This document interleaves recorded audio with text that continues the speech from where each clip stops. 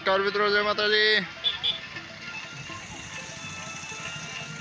અત્યારે જો આપણે ધોળીવાય છીએ અને 109 કુંડીનો અગ્ન જો આ મંડપની છે શ્રી રામ ભગવાનનો થઈ રહ્યો છે, તો અહીંયા આપણે આવ્યા છીએ અને જો આખો મંડપ વાહડાથી શણગારી અને વાંસથી બધું કરેલું છે અને અહીંયા છે ડાયરો, તમે જોઈ શકો છો।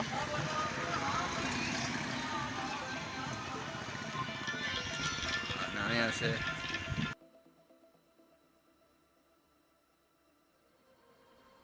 તો જો આ મંડપની છે 109 કુંડની યજ્ઞ ચાલી રહ્યો છે શ્રી રામ ભગવાનનો ધોળિયા આપણે ગિરિગઢડાની બાજુમાં। તો તમે જોઈ શકો છો શ્રીમદ ભાગવત સપ્તાહ છે અને 109 કુંડીનો યજ્ઞ જે અહીં થઈ રહ્યો છે। તો બધા અત્યારે જો પ્રતીક્ષા કરે છે સીતારામ બાપુ દ્વારા ધોળિયા મંદિર બધા ગામ આજુબાજુના 7 ચોકીઓથી અત્યારે 109 કુંડીનો યજ્ઞ જે ધોળિયા મુકામે થઈ રહ્યો છે ભગવાન શ્રી રામનો। તો ડાયરો પણ છે, તો ત્યાં પણ આપણે જઈ રહ્યા છીએ। કહેવાય છે કે મંથન હાલે ને એમાં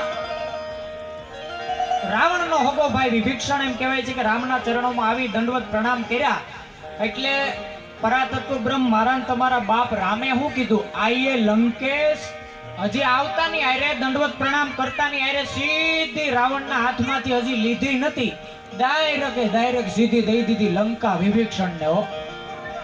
આઈએ લંકેશ કીધું તા સુગ્રીવજીથી ન રહેવાનું, અરે રાતે છૂટી ગઈ, અરે પ્રભુ ભૂલ કરી ગયા હો, તમે રામ હોવા છતાં ભૂલ કરી ગયા।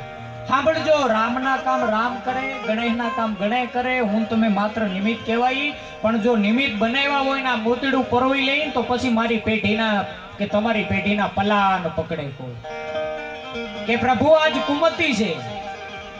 વિભીષણે તમારા ચરણમાં આવીને એમ કીધું, અરે મારા માલ